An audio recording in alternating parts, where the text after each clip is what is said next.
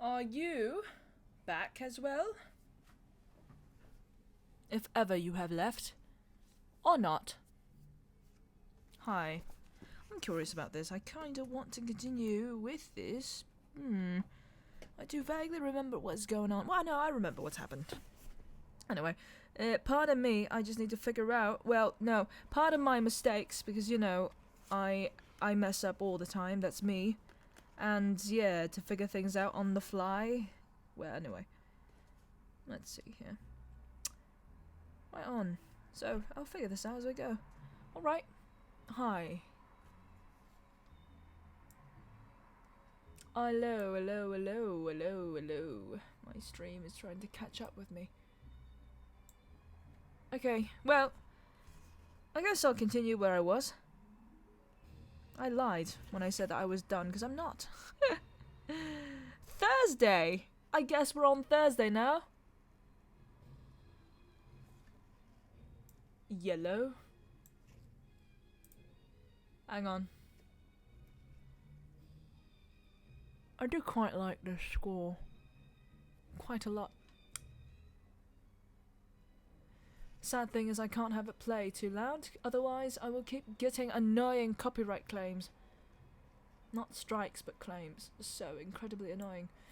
Anyway, we're on Thursday now, so I guess to continue with this, because I also need to watch it at some point because I'm extremely behind.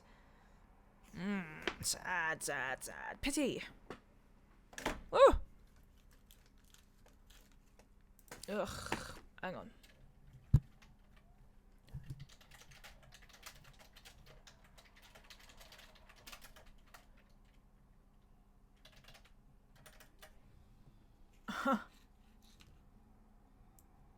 The Mysterioso is gone, it seems. For now. Oh well. There was a newcomer in the village.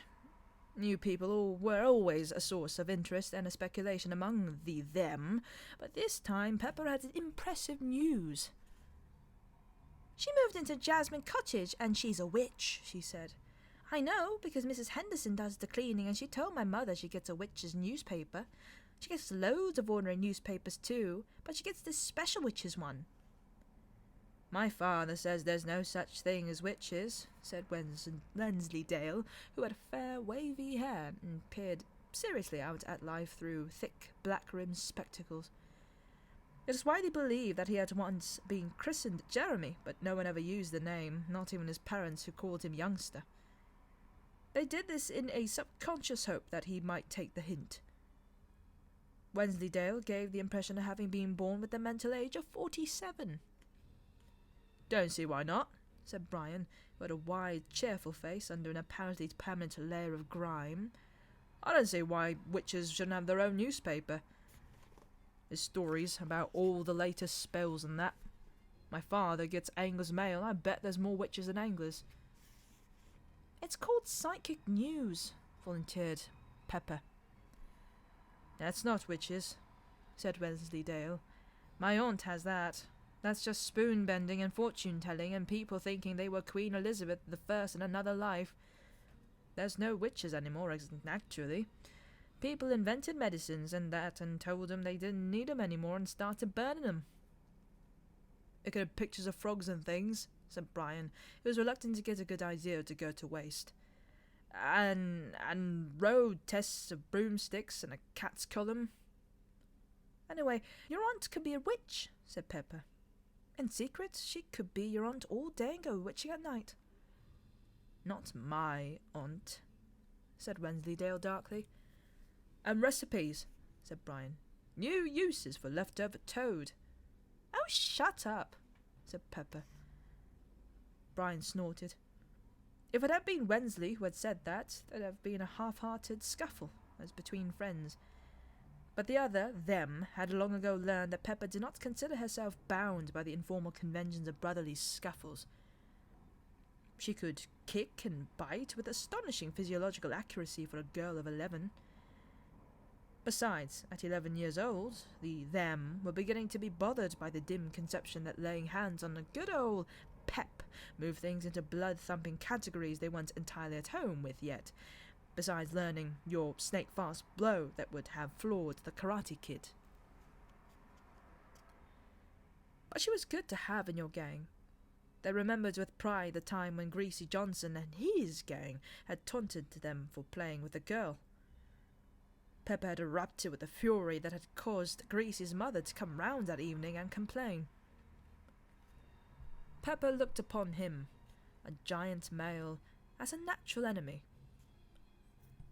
She herself had a short, red hair and a face which was not so much freckled as one big freckle with occasional areas of skin. Pepper's given first names were Pippin, Galadriel, Moonchild. She had been given them in a naming ceremony in a muddy valley field that contained 3 sick sheep and a number of leaky polythene teepees. Her mother had chosen the Welsh valley of Pantygirdle as the ideal site to return to nature. 6 months later, sick of the rain, the mosquitoes, the men, the tent-trampling sheep who ate first the whole commune's marijuana crop and then its antique minibus, and by now beginning to glimpse why almost the entire drive of human history has been an attempt to get as far away from nature as possible, Pepper's mother returned to Pepper's surprised grandparents in Tadfield, brought a bra, and enrolled in a sociology course with a deep sigh of relief.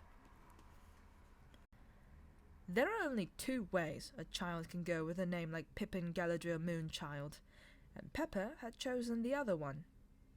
The 3 male them had learned this on their first day of school and in the playground at the age of 4. They had asked her name, and, all innocent, she had told them. Subsequently, a bucket of water had been needed to separate Pippin Galadriel Moonchild's teeth from Adam's shoe. Wensleydale's first pair of spectacles had been broken, and Brian's sweater needed 5 stitches. The them were together from then on, and Pepper was Pepper forever, except to her mother. And, when they were feeling especially courageous, and the them were almost out of earshot, Greasy Johnson and the Johnsonites and the village's only other gang. Adam drummed his heels on the edge of the milk crate that was doing the office of a seat, listening to his bickering with the relaxed air of a king listening to the idle chatter of his courtiers. He chewed lazily on a straw. It was a Thursday morning. The holidays stretched ahead, endless and unsullied. They needed filling up. He let the conversation float around him like a buzzing of grasshoppers, or, more precisely, like a prospector watching the churning gravel for a glint of useful gold. "In our Sunday paper, it said there were thousands of witches in the country," said Brian, "worshipping nature and eating health food and that. So I don't see why we shouldn't have one round here. They were flooding the country with the wave of mindless evil," it said. "What, by worshipping nature and eating health food?" said Wensleydale. "That's what it said." The them gave this due consideration. They had once, at Adam's instigation, tried a health food diet for a whole afternoon. The verdict was that you could live very well on healthy food provided you had a big cooked lunch beforehand. Brian leaned forward conspiratorially. "And it said that they dance around with no clothes on," he added. "They go up on hills and Stonehenge and stuff and dance with no clothes on." This time the consideration was more thoughtful. The them had reached that position where, as it were, the roller coaster of life had almost completed the long haul to the top of the first big humpback of puberty, so that they could just look down into the precipitous ride ahead, full of mystery, terror, and exciting curves. "Huh," said Pepper. "Not my aunt," said Wensleydale, breaking the spell. "Definitely not my aunt. She just keeps trying to talk to my uncle." "Your uncle's dead." "She says she still moves a glass about," said Wensleydale defensively. "My father says it was moving glasses about the whole time that made him dead in the first place. Don't know why she wants to talk to him," he added. "They never talked much when he was alive." "That's necromancy, that is," said Brian. "It's in the Bible. She ought to stop it." God's dead against necromancy and witches. You can go to hell for it. There was a lazy shifting of position as the milk crate thrown. Adam was going to speak. The them fell silent. Adam was always worth listening to. Deep in their hearts, the them knew that they weren't a gang of 4. They were a gang of 3, which belonged to Adam. But if he wanted excitement and interest and crowded days, then every them would prize a lowly position in Adam's gang above leadership of any other gang anywhere. Don't see why everyone's so down on witches, Adam said. The them glanced at one another. It sounded promising. Well, they blight crops, said Pepper, and sink ships. And tell you if you're going to be king and stuff, and blew up stuff with herbs. My mother uses herbs, said Adam. So does yours. Oh, those are all right, said Brian, determined not to lose his position as occult expert. I expect God said it was all right to use mint and sage and so on. Stands to reason there's nothing wrong with mint and sage. And they can make you be ill just by looking at you, said Pepper. It's called the eye of evil, or the evil eye. They give you a look and then you get ill and no one knows why. And they make a model of you and stick it full of pins and you get ill where all the pins are, she added cheerfully. That sort of thing doesn't happen anymore, reiterated Wensleydale, the rational thinking person, because we invented science and all the vicars set fire to the witches for their own good. It was called the Spanish Inquisition. Then I reckon we should find out if her at Jasmine Cottage is a witch, and if she is, we should tell Mr. Pickersgill, said Brian. Mr. Pickersgill was the vicar. Currently he was in dispute with the them over subjects ranging from climbing the yew tree in the churchyard to ringing the bells and running away. I don't reckon it's allowed, going round setting fire to people, said Adam. Otherwise people be doing it all the time. It's all right if you're religious, said Brian reassuringly, and it stops the witches from going to hell, so I expect they'd be quite grateful if they understood it properly. Can't see Picky setting fire to anyone, said Pepper. Oh, I don't know, said Brian meaningfully. Not actually setting them on fire, sniffed Pepper. He's more likely to tell their parents and leave it up to them if anyone's going to be set on fire or not. The them shook their heads in disgust at the current low standards of ecclesiastical responsibility.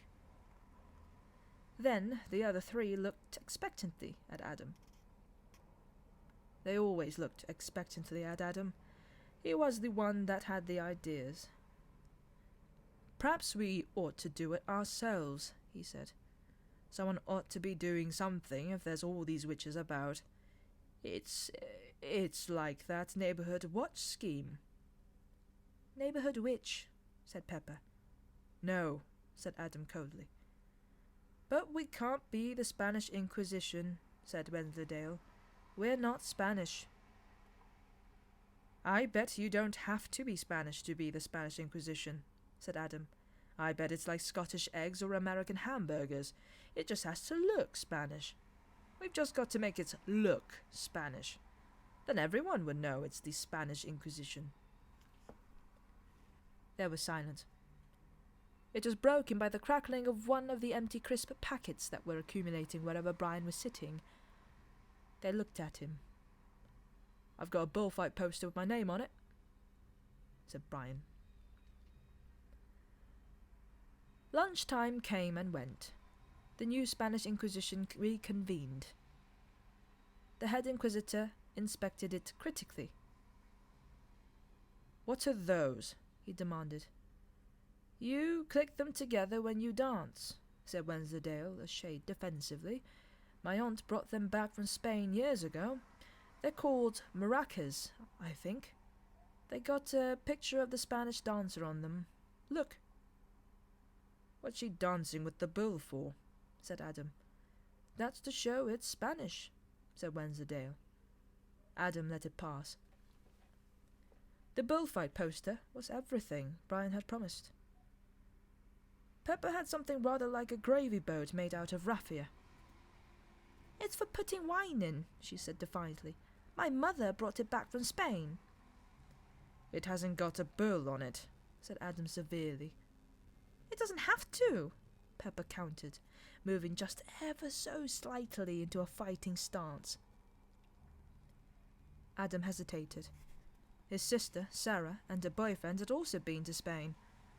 Sarah returned with a very large purple toy donkey which, while definitely Spanish, did not come up to what Adam instinctively felt should be the tone of the Spanish Inquisition.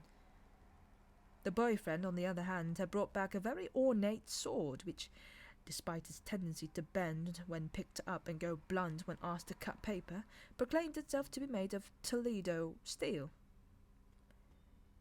Adam had spent an instructive half-hour with the encyclopedia and felt that this was just what the Inquisition needed.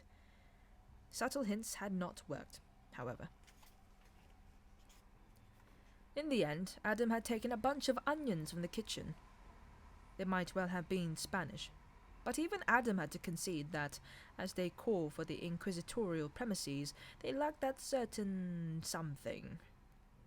He was in no position to argue too vehemently about raffia wine holders. Very good, he said. You certain they're Spanish onions? Said Pepper, relaxing. Course, said Adam.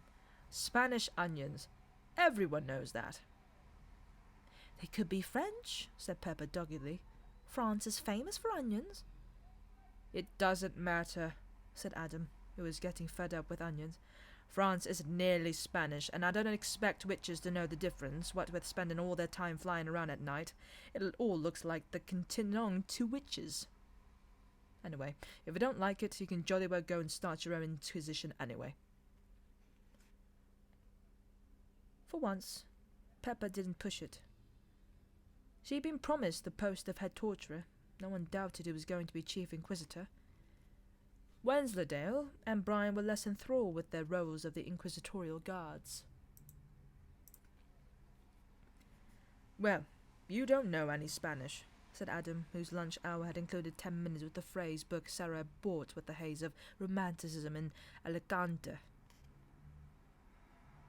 That doesn't matter, because actually you have to talk in Latin, said Wensleydale, who had also been doing some slightly more accurate lunchtime reading. And Spanish, said Adam firmly. That's why it's the Spanish Inquisition. I don't see why it shouldn't be a British Inquisition, said Brian. Don't see why we should have fought the Armada and everything, just to have them smelly Inquisition. This had been slightly bothering Adam's patriotic sensibilities as well. I reckon, he said, that we should sort of start Spanish and then make it the British Inquisition and we got the hang of it. And now, he added, the inquisitorial guard will go and fetch the first witch, por favor. The new inhabitants of Jasmine Cottage would have to wait, they decided. That's what they needed to do, was start small and work their way up. Art thou a witch, Ole? Said the chief inquisitor. Yes, said Pepper's little girl sister, who was 6 and built like a small golden-haired football. You mustn't say yes, you've got to say no, hissed the head torturer, nudging the suspect. And then what? Demanded the suspect. And then we torture you to make you say yes, said the head torturer. I told you. It's good fun, the torturing. Doesn't hurt. Hasta la vista, she added, quickly. The little suspect gave the decor of the inquisitorial headquarters a disparaging look. There was a decided odour of onions. Ha, she said. I want to be a witch. With a warty nose and a green skin and a lovely can I call it Blackie and lots of potions and... The head torturer nodded to the chief inquisitor. Look, said Pepper desperately, no one's saying you can't be a witch. You just have to say you're not a witch. No point in us taking all this trouble, she added severely, if you're not going to go round saying yes the minute we ask you. The suspect considered this. But I want to be a witch, she wailed. The male them exchanged exhausted glances. This was out of their league. If you just say no, said Pepper, you can have my Cindy stable set. I never used it, she added, glaring at the other them and daring them to make a comment. You have used it, snapped his sister. I've seen it, and it's all worn out, and the bit where you put the hay is broke, and... Adam gave a magisterial cough. Art thou a witch, viva Hispana? He repeated. The sister took a look at Pepper's face and decided not to chance it. No, she decided. It was very good torture, everyone agreed. The trouble was getting the putative witch off it. It was a hot afternoon, and the inquisitorial guards felt that they were being put upon. Don't see why me and Brother Brian should have to do all the work, said Brother Wensleydale, wiping the sweat off his brow. I reckon it's about time she got off and we had to go. Benedictina in a decanter. Why have we stopped? Demanded the suspect, water pouring out of his shoes. It had occurred to the Chief Inquisitor during his researches that the British Inquisition was probably not ready for the reintroduction of the Iron Maiden and the Choke Pear. But an illustration of the medieval ducking stool suggested that it was tailor-made for the purpose. All you needed was a pond and some planks and a rope. It's the sort of combination that always attracted the them, who never had much difficulty in finding all three. The suspect was now green to the waist. It's just like a seesaw, she said. Whee! I'm going to go home unless I can have a go, muttered his brother Brian. I don't see why evil witches should have all the fun.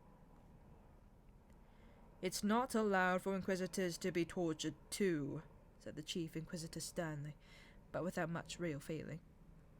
It was a hot afternoon. The inquisitorial robes of old sacking were scratchy and smelled of stale barley, and the pond looked astonishingly inviting. All right, he said, and turned to the suspect. You're rich, all right, don't do it again, and now you get off and let someone else have a turn. Olé, he added. What happens now? Said Pepper's sister. Adam hesitated. Setting fire to her would probably cause no end of trouble, he reasoned. Besides, she was too soggy to burn. He was also distantly aware that at some future point there would be questions asked about muddy shoes and duckweed-encrusted pink dresses. But that was the future, and it lay at the other end of a long, warm afternoon that contained planks and ropes and ponds. The future could wait. The future came and went, in the mildly discouraging way that futures do, although Mr. Young had other things on his mind apart from muddy dresses and merely banned Adam from watching television, which meant that he had to watch it on an old black and white set in his bedroom. I don't see why we should have a hosepipe ban, Adam heard Mr. Young telling Mrs. Young. I pay my rates like everyone else. The garden looks like the Sahara Desert. I'm surprised there's any water left in the pond.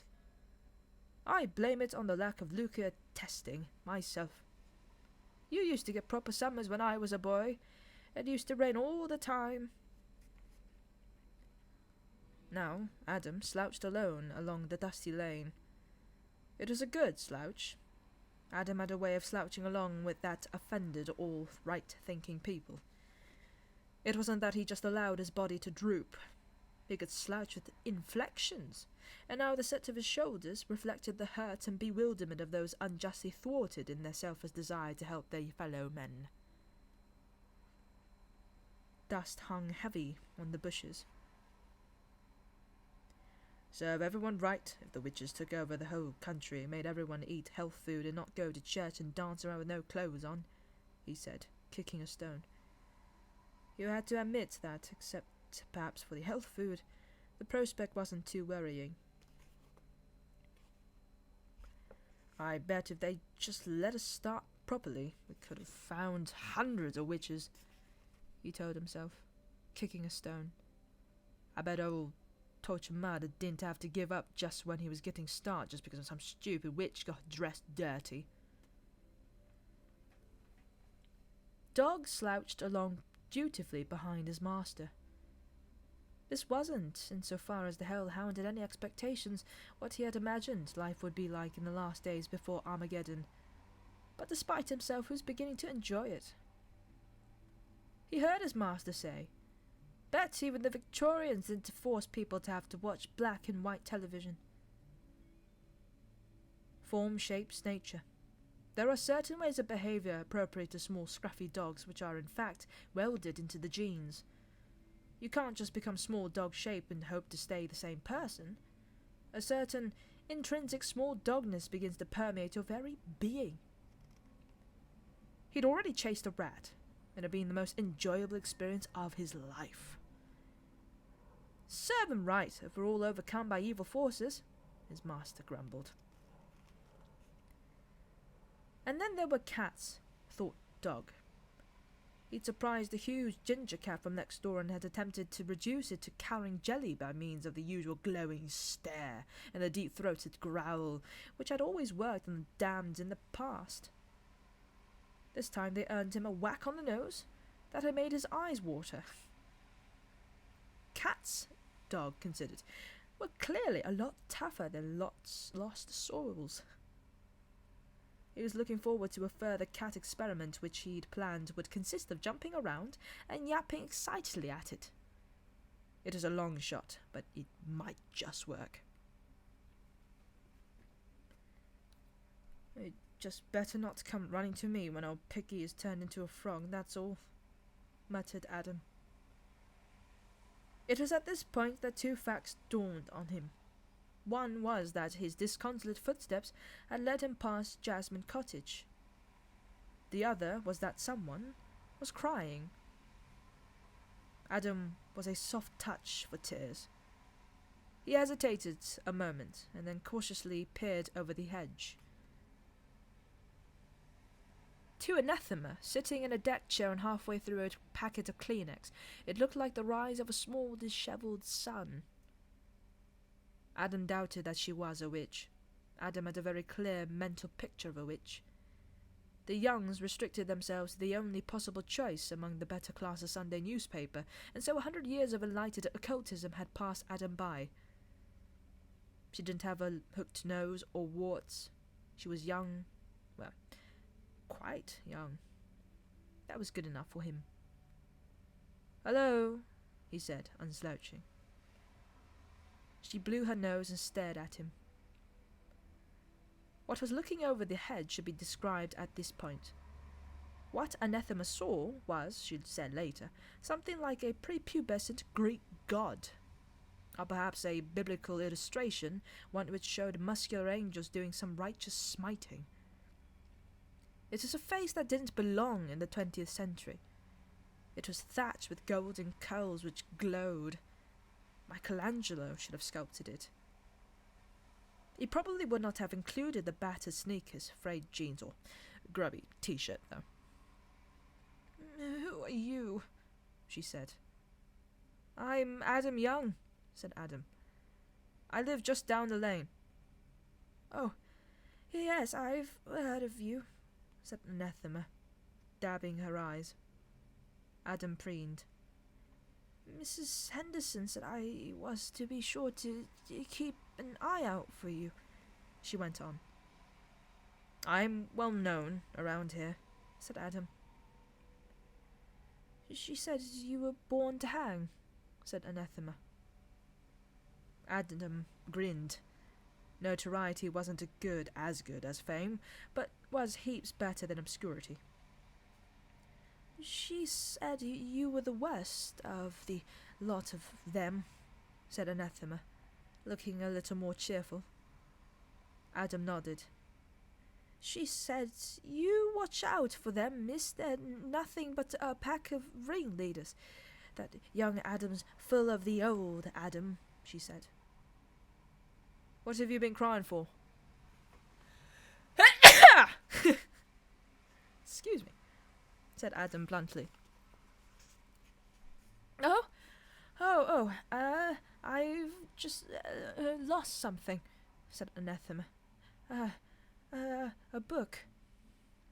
I'll help you look for it if you like, said Adam gallantly. I know quite a lot about books, actually. I wrote a book once. It was a terrific book. It was nearly 8 pages long. It's about this pirate who was a famous detective, and I drew the pictures. And then, in a flash of largesse, he added, If you like, I'll let you read it. I bet it was a lot more exciting than any book you've lost, especially the bit in the spaceship where the dinosaur comes out and fights with the cowboys. I bet it'd cheer you up, my book. It cheered up Brian no end. He said, never been so cheered up. Thank you. I'm sure your book is a very good book, she said, endearing herself to Adam forever. But I don't need you to help look for my book. I think it's too late now.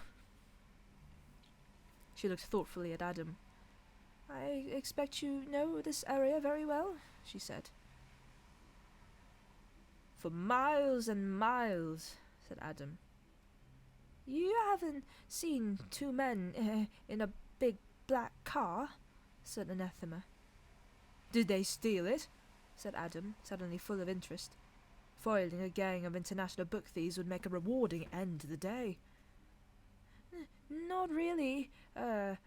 Sort of. I mean, they didn't mean to. They were looking for the manor, but I went up there today and no one knows anything about them.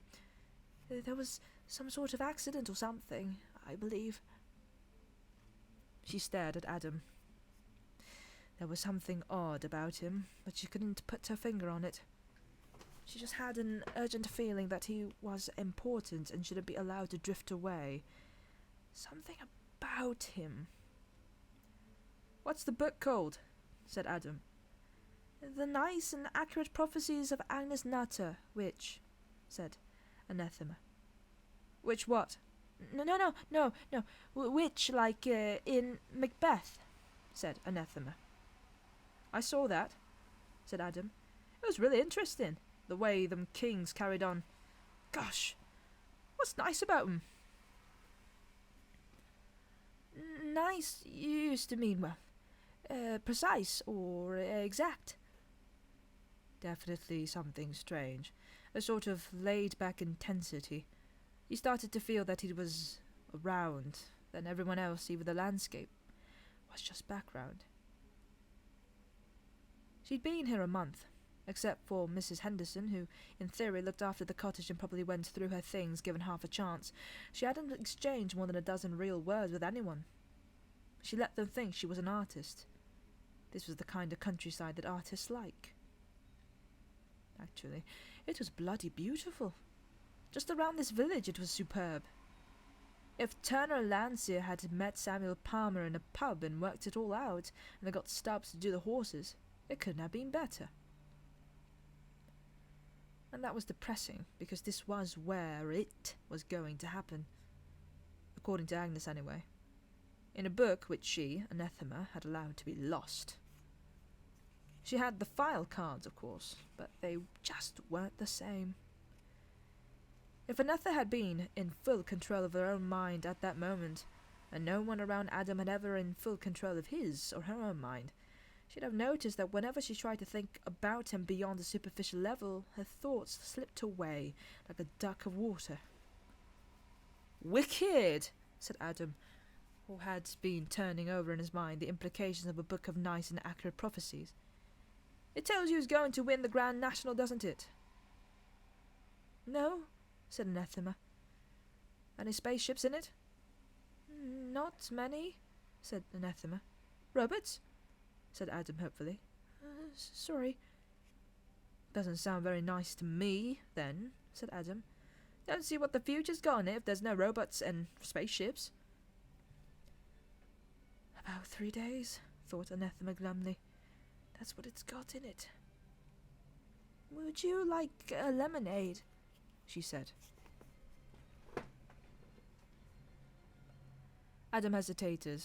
Then he decided to take the bull by the horns. Look, excuse me for asking, if it's not a personal question, but are you a witch? He said. Anathema narrowed her eyes. So much for Mrs. Henderson poking around. Some people might say so, she said. Actually, I am an occultist.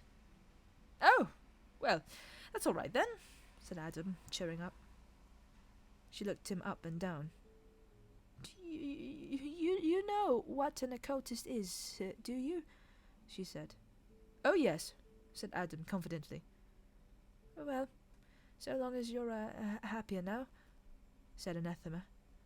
Come on in. I could do with a drink myself, and Adam Young? Yes?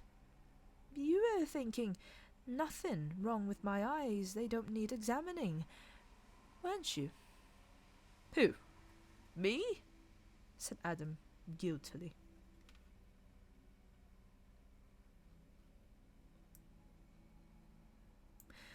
Dog was the problem. He wouldn't go in the cottage. He crouched on the doorstep, growling. Come on, you silly dog, said Adam. It's only old Jasmine Cottage. He gave Anathema an embarrassing look. Normally he does everything I say right off. You can leave him in the garden, said Anathema. No, said Adam. He's got to do what he's told. I read it in a book. Training's very important. Any dog can be trained, it said. My father said I can only keep him if he's properly trained. Now, dog, go inside. Dog whined and gave him a pleading look. His stubby tail thumped on the floor once or twice. His master's voice. With extreme reluctance, as if making progress in the teeth of a gale, he slunk over the doorstep.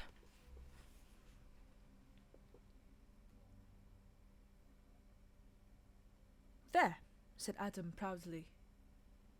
Good boy. And a little bit more of hell burned away. Anathema shut the door.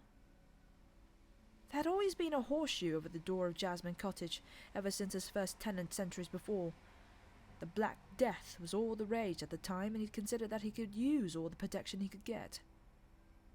It was corroded and half covered with the paint of centuries, so neither Adam nor Anathema gave it a thought, and noticed how it was now cooling from a white heat. Aziraphale's cocoa was stone cold. The only sound in the room was the occasional turning of a page.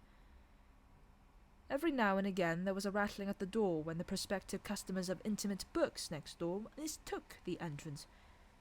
He ignored it. Occasionally he would be very nearly swear. Anathema hadn't really made herself at home in the cottage. Most of her implements were piled up on the table. It looked interesting. It looked, in fact, as though a voodoo priest had just had the run of a scientific equipment store. Brilliant, said Adam, prodding at it. What's the thing with the 3 legs? It's a theodolite, said Anathema from the kitchen. It's for tracking ley lines. What are they, then? Said Adam. She told him. Caw, he said. Are they? Yes. All over the place? Yes. I've never seen them. Amazing. There being all these invisible lines of force around me, not seeing them. Adam didn't often listen, but he spent the most enthralling 20 minutes of his life, or at least of his life that day. No one in the Young household so much as touched wood or threw salt over the shoulder. The only nod in the direction of the supernatural was in half-hearted pretense, when Adam had been younger, that Father Christmas came down the chimney. He'd been starved of anything more occult than a harvest festival. Her words poured into his mind like water into a quire of blotting paper. Dog lay under the table and growled. He was beginning to have serious doubts about himself. Anathema didn't only believe in ley lines, but in seals, whales, bicycles, rainforests, whole grain and loaves, recycled paper, white South Africans out of South Africa, and Americans out of practically everywhere down to and including Long Island. She didn't compartmentalize her beliefs. They were welded into one enormous, seamless belief, compared with which they held by Joan of Arc seemed a mere idle notion. On any scale of mountain moving, it shifted at least 0.5 of an alp. No one had even used the word environment in Adam's hearing before. The South American rainforests were a closed book to Adam, and it wasn't even made of recycled paper. The only time he interrupted her was to agree with her views on nuclear power. I've been to a nuclear power station. It was boring. There was no green smoke and bubbling stuffs and tubes. Should be allowed not to have proper bubbling stuff when people have come all the way to see it, and having just a lot of men standing around doesn't even wearing spacesuits. They do all the bubbling after visitors have gone home, said Anathema grimly. Huh, said Adam. It should be done away with this minute. Serves him right for not bubbling, said Adam. Anathema nodded. She was still trying to put her finger on what was so odd about Adam. And then she realized what it was. He had no aura. She was quite an expert on auras. She could see them if she stared hard enough. There were a little glow of light around people's heads, and according to a book she'd read, the colour told you things about their health and general well-being. Everyone had one. In mean-minded, closed-in people, they were faint, trembling outline, whereas expansive and creative people might have one extending several inches from their body. She never heard of anyone without one, but she couldn't see one around Adam at all. Yet he seemed cheerful, enthusiastic, and as well-balanced as a gyroscope. Oh, maybe I'm just tired, she thought. Anyway, she was pleased and gratified to find such a rewarding student, and even loaned him some copies of New Aquarian Digest, a small magazine edited by a friend of hers. It changed his life. At least it changed his life for that day.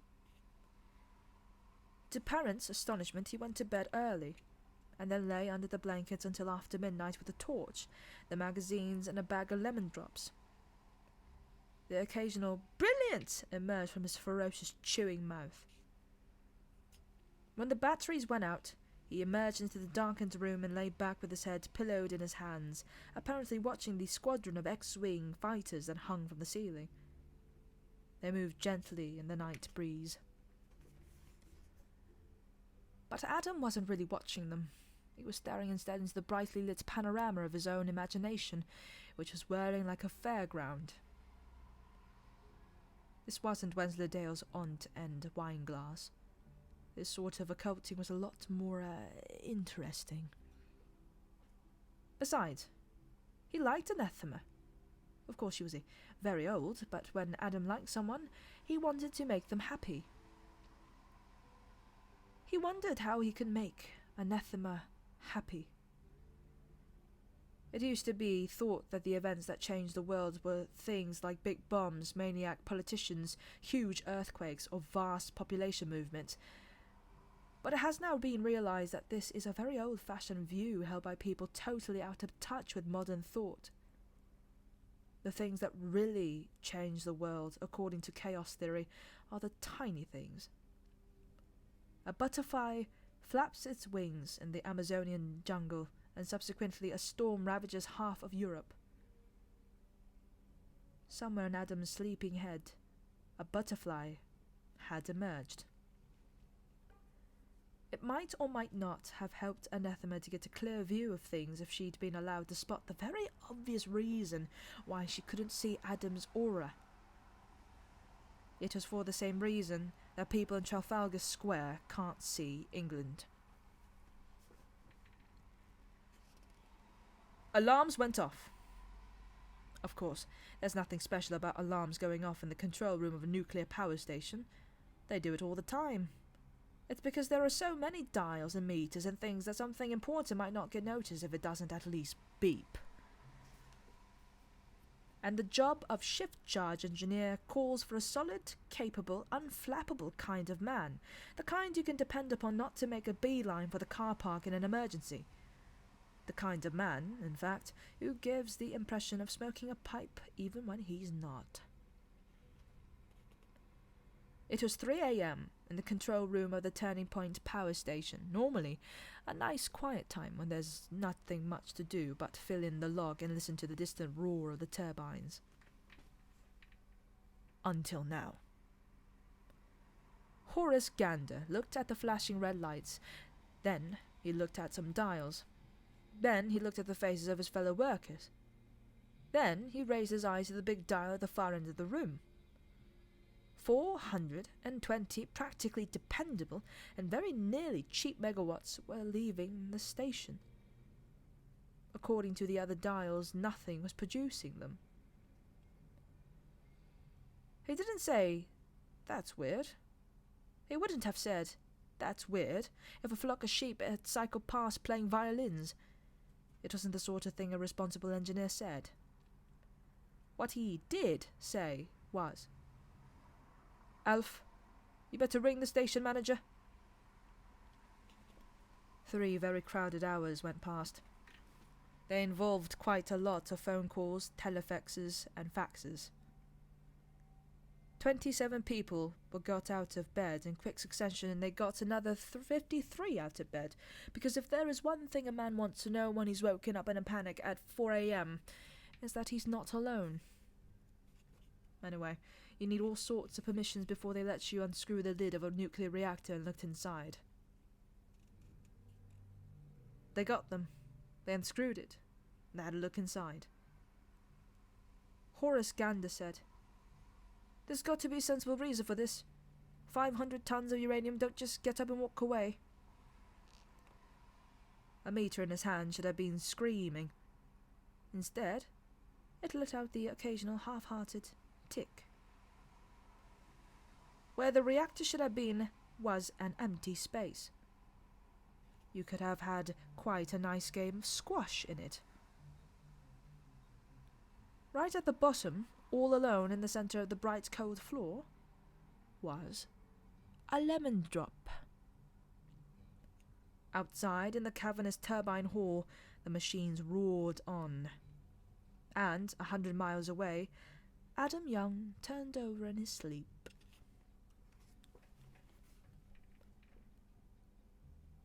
Chapter Friday. Raven Sable, slim and bearded and dressed all in black, sat in the back of his slimline black limousine, talking on his slimline black telephone to his West Coast base. "How's it going?" he asked. "Looking good, Chief," said his marketing head. "I'm doing breakfast with the buyers from all the leading supermarket chains tomorrow. No problem. We'll have meals in all the stores this time next month." "Good work, Nick." No problem, no problem. It's knowing you're behind us, Rafe. You give great leadership, Guy. Works for me every time." "Thank you," said Sable, and he broke the connection. "Actually, you know what? I think Sable is American." "I think he's American." "Oh. You know what? It's been a while. Do you remember? Do you remember if Sable was American?" "I think he's American." "From the way it's written, I think he's American." "I think he's American, yes." I was particularly proud of meals, TM. The Nutrition Corporation has started small, so 11 years ago. A small team of food scientists, a huge team of marketing and public relations personnel, and a neat logo. 2 years of nutrition investment and research have produced Chow, trademark. Chow, trademark, contained spun, plated, and woven protein molecules capped and coated, carefully designed to be ignored by even the most ravenous digestive tract enzymes. No cow sweeteners, mineral oils replacing vegetable oils, fibrous materials, colorings, and flavorings. The end result was a foodstuff almost indistinguishable from any other except for 2 things. Firstly, the price, which was slightly higher, and secondly, the nutritional content, which was roughly equivalent to that of Sony Walkman. It didn't matter how much you ate, you lost weight. Fat people had bought it. Thin people who didn't want to get fat had bought it. Chow, trademark, was the ultimate diet food. Carefully spun, woven, textured, and pounded to imitate anything from potatoes to venison, although the chicken sold best. Sable sat back and watched the money roll in. He watched Chow, trademark, gradually fill the ecological niche that used to be filled by the old, untrademarked food. He followed Chow, trademark, with Snacks, trademark, junk food made from real junk. Meals, trademark, was Sable's latest brainwave. Meals, trademark, was Chow, trademark, with added sugar and fat. The theory was that if you ate enough meals, trademark, you would A. get very fat, and B. die of malnutrition. The paradox delighted Sable. Meals, trademark, was currently being tested all over America. Pizza, meals, fish meals, Szechuan meals, macrobiotic rice meals, even hamburger meals.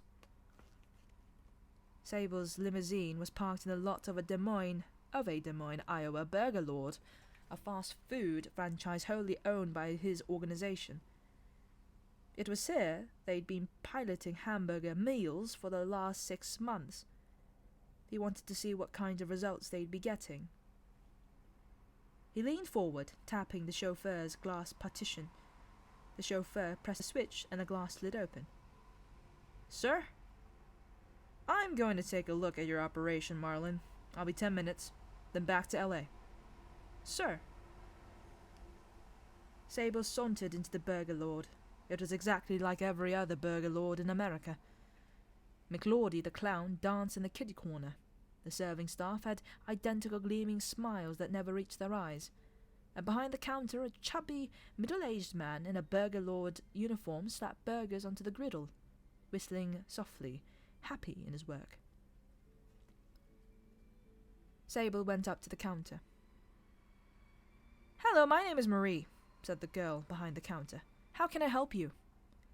"A double blaster thunder biggin. Extra fries, all the mustard," he said. "Anything to drink?" "A special thick whippy chug-a-banana shake." She pressed the little pictogram squares on her till. Literacy was no longer a requirement for employment in these restaurants. Smiling was. Then she turned to the chubby man behind the counter. "DBTB, EF, whole mustard," she said. "Chalk shake." "Mm-hmm," crooned the cook. He sorted the food into little paper containers, pausing only to brush the greying cowlick from his eyes. "Here you are," he said. She took them without looking at him, and he returned cheerfully to his griddle, singing quietly, "Love me tender, love me long, never let me go." Sadly, I don't know how the song goes. The man humming, Sable noted, clashed with the Burger Lord background music, a tinny tape loop with the Burger Lord commercial jingle, and it made a mental note to have him fired. "Hello, my name is Marie," gave Sable his meal, trademark, and told him to have a nice day. He found a small plastic table, sat down on the plastic seat, and examined his food. Artificial bread roll, artificial burger, fries that had never even seen potatoes, foodless sauces, even, and Sable was especially pleased with this, an artificial slice of dill pickle. He didn't bother to examine his milkshake. It had no actual food content, but then again, neither did those sold by any of his rivals. All around him people were eating their own food with, if not actual evidence of enjoyment, there was no actual disgust than was to be found in burger chains all over the planet. He stood up, took his tray over to the "Please dispose of your refuse with care" receptacle, and dumped the whole thing. If he had told him that there were children starving in Africa, he would have been flattered that you noticed. There was a tug at his sleeve. "Party name of Sable?" asked a small, bespectacled man in an International Express cap holding a brown paper parcel. Sable nodded. "Thought it was you. Looked around and thought, tall gent with a beard, nice suit, can't be that many of them here. Package for you, sir." Sable signed for it. His real name, 1 word, 6 letters. Sounds like examine. Thank you kindly, sir, said the delivery man. He paused. Here, he said. That bloke behind the counter. Does it remind you of anyone? Oh my god! I understand now. No, said Sable. He gave the man a tip, $5, and opened the package. In it was a small pair of brass scales. Sable smiled. It was a slim smile and was gone almost instantly. About time, he said.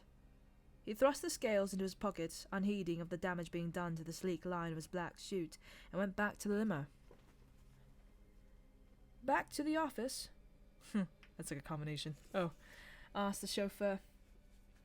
The airport, said Sable. And call ahead. I want a ticket to England. Yes, sir. Return ticket to England. Sable fingered the scales in his pocket. Make that a single, he said. I'll be making my own way back. Oh, and call the office for me. Cancel all appointments. For how long, sir? The foreseeable future. And in the burger lord behind the counter, the stout man with the cowlick slid another half-dozen burgers onto the grill. He was the happiest man in the whole world, and he was singing, very softly. Ain't never caught a rabbit, he hummed to himself, and you ain't no friend of mine. The them listened with interest. There was a light drizzle which was barely kept at bay by the old iron sheets and frayed bits of lino that roofed their den in the quarry, and they always looked at Adam to think up things to do when it was raining. They weren't disappointed. Adam's eyes were agleam with the joy of knowledge. It had been 3 a.m. before he had gone to sleep under a pile of new aquariums. And there was this man called Charles Fort, he said. He can make it rain fish and frogs and stuff. Huh, said Pepper. I bet. Alive frogs? Oh, yes, said Adam, warming to his subject. Hopping around and croaking and everything. People paid the money to go away in the end, and he racked his brains for something that would satisfy his audience. He'd done, for Adam, a lot of reading in one go. And he sailed off in the Mary Celeste and found the Bermuda Triangle. It's in the Bermuda, he added hopefully. No, he couldn't have done that, said Wensleydale sternly, because I read about the Mary Celeste and there was no one on it. It's famous for having no one on it. They found it floating around all by itself with no one on it. I didn't say it was on it when they found it, did I? Said Adam scathingly. Of course he went on it, 'cause of the UFOs landing and taking him off. I thought everyone knew about that. The them relaxed a bit. They're on firmer ground with UFOs. They weren't entirely certain about New Age UFOs, though. They listened politely to Adam on the subject, but somehow modern UFOs lacked punch. If I was an alien, said Pepper, voicing the opinion of them all, I wouldn't go around telling people all about mystic cosmic harmony. I'd say, her voice became hoarse and nasal like someone hampered by an evil black mask, this is a lasher blaster, so you do want your toad, rebel swine. They all nodded. A favourite game and quarry had been based on a highly successful film series with lasers, robots, and a princess who wore her hair like a pair of stereo headphones. It had been agreed, without a word being said, that if anyone was going to play the part of any stupid princesses, it wasn't going to be Pepper. But the game normally ended in a fight to be the one who was allowed to wear the coal scuttle and blow up planets. Adam was best at it. When he was the villain, he really sounded as if he could blow up the world. The them were, anyway, temperamentally on the side of a planet destroyers, provided they could be allowed to rescue princesses at the same time. I expect that's what they used to do, said Adam, but now it's different. They all have this bright blue thing, lights around them, and go around doing good. Sort of galactic policemen, going around telling everyone to live in a universal harmony and stuff. There was a moment's silence when they pondered this waste of perfectly good UFOs. "What I've always wondered," said Brian, "is why they call them UFOs when they know they're flying saucers. I mean, they're identified flying objects, then." "It's 'cause the government hushes it all up," said Adam. "Millions of flying saucers landing all the time, and the government keeps hushing it up."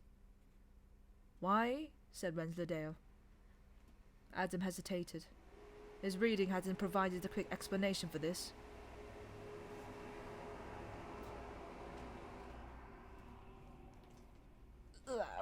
Loud. New Aquarian just took it as the foundation of belief, both of itself and its readers, that the government hushed everything up. "'Cause they're the government," said Adam simply. "That's what governments do. They got this big building in London full of books and of all the things they've hushed up. When the Prime Minister gets into work in the morning, the first thing he does is go through the big list of everything that's happened in the night and put this big red stamp on them."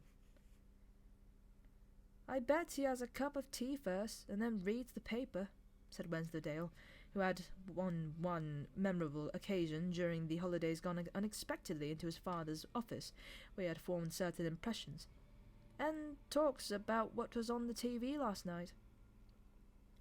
"Well, all right, but after that he gets out the book and the big stamp." "Which says, 'Hush it up,'" said Pepper. "It says 'Top Secret,'" said Adam, resenting this attempt at bipartisan creativity. "It's like nuclear power stations. They keep blowing up all the time, but no one ever finds out because the government hushes it up." "They don't keep blowing all the time," said Wensleydale severely.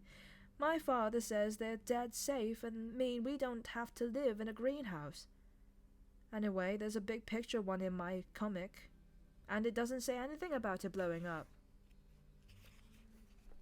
"Yes," said Brian, "but you lent me that comic afterwards, and I know what type of picture it was." Wensleydale hesitated, and then said in a voice heavy with badly tried patience, "Brian, just because it says exploded diagram—" There was the usual brief scuffle. "Look," said Adam severely, "do you want me to tell you about the Aquarium Age or not?" The fight, never very serious amongst the siblinghood of the them, subsided. "Right," said Adam. He scratched his head. "Now you've made me forget what I've got to do," he complained. "Flying saucers," said Brian. Right. Well, if you do see a flying UFO, these government men come and tell you off," said Adam, getting back into his stride. "A big black car. Happens all the time in America." The them nodded sagely. Of this at least they had no doubt. America was, to them, the place that good people went to when they died. They were prepared to believe that just about anything could happen in America. "Probably causes traffic jams," said Adam. "All these men in black cars going about telling people off for seeing UFOs. They tell you that if you're going on seeing them, you'll have a nasty accident." "Probably get run over by a big black car," said Brian, picking at a scab on a dirty knee. He brightened up. "Do you know," he said, "my cousin said in the Americas there's shops that sell 39 different flavours of ice cream." This even silenced Adam, briefly. "There aren't 39 flavours of ice cream," said Pepper. "There aren't 39 flavours in the whole world." "There could be, if you mix them up," said Wensleydale, blinking owlishly. "You know, strawberry and chocolate, chocolate and vanilla." He sought for more English flavours. "Strawberry and vanilla and chocolate," he added lamely. "And then there's Atlantis," said Adam loudly. He had their interest there. They enjoyed Atlantis. Cities that sank under the sea were right up in them street. They listened intently to a jumbled account of pyramids, weird priesthoods, and ancient secrets. "Did it just happen suddenly or slowly?" said Brian. "Sort of sudden and slowly," said Adam, "'cause a lot of them get away in boats to all other countries and taught them how to do maths and English and history and stuff." Don't see what's so great about that, said Pepper. Could be being good fun, that's when it was sinking, said Brian wistfully, recalling the one occasion when Lower Tadfield had been flooded. People delivering the milk and newspapers by boat, no one having to go to school. If I was an Atlantisan, I'd have stayed, said Wensleydale. This was greeted with the disdainful laughter, but he pressed on. You just have to wear a diver's helmet, and that's all. And nail all the windows shut and fill the house with air. It would be great. Adam greeted this with the chilly stare he reserved for any of them who came up with an idea he really wished he'd thought of first. They could have done, he conceded, somewhat weakly. After they send all the teachers off on the boats, maybe everyone else stayed on when it went down. You wouldn't have to wash, said Brian, whose parents forced him to wash a great deal more than he thought he could possibly be healthy. Not that it did any good. There was something basically ground in about Brian. Because everything would stay clean, and you could grow seaweed and stuff in the garden and shoot sharks, and have pet octopuses and stuff. And there wouldn't be any schools and stuff because they got rid of all the teachers. They could still be down there now, said Pepper. They thought about the Atlanteans, clad in flowing mystic robes and goldfish bowls, enjoying themselves deep under the choppy waters of the ocean. Huh, said Pepper, summing up their feelings. What should we do now? Said Brian. Is Brian up a bit? In the end, they played Charles Fort Discovering Things. This consisted of one of them walking around with the ancient remains of an umbrella, while the others treated him to a rain of frogs, or rather, frog. They could only find one in the pond. It was an elderly frog who knew the them of old, and tolerated their interest as the price it paid for a pond otherwise free of moorhens and pike. It put up with things good-naturedly for a while before hopping off to a secret and so far undiscovered hideout in an old drain pipe. Then they went home for lunch. Adam felt very pleased about the morning's work. He'd always known that the world was an interesting place, and his imagination had peopled it with pirates and bandits and spies and astronauts and similar. But it also had a nagging suspicion that, when you seriously got right down to it, they were all just things in books and didn't properly exist anymore. Whereas this aquarium age stuff was really real. Grown-up people wrote lots of books about it. New Aquarium was full of adverts for them, and Bigfoots and Mothmen and Yetis and sea monsters and Surrey pumas really existed. If Cortez, on his peak in Darien, had had slightly damp feet from efforts of catching frogs, he'd have felt just like Adam at that moment. The world was bright and strange, and he was in the middle of it. He bolted his lunch and retired to his room. There were still quite a few new Aquarians he hadn't read yet.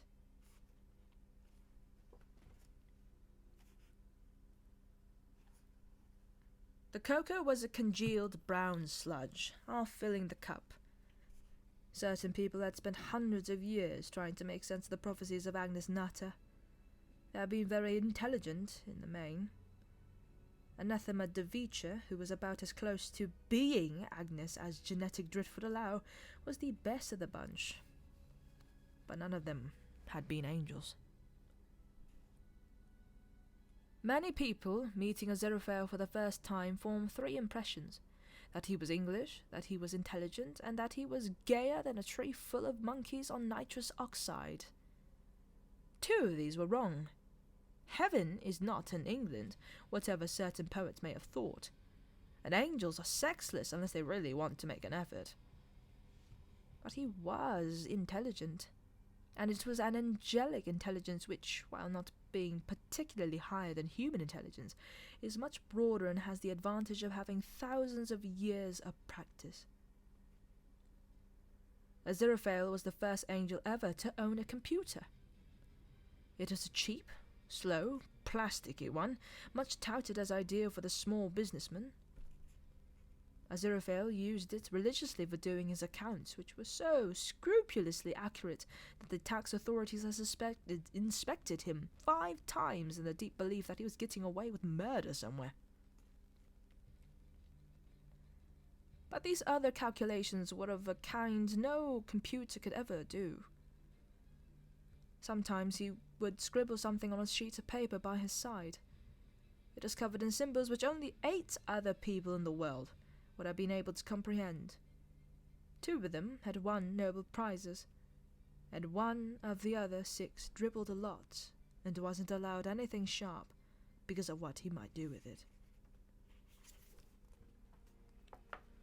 Well, that is the end of the reading for now. I will continue this soon whenever I best can next. So,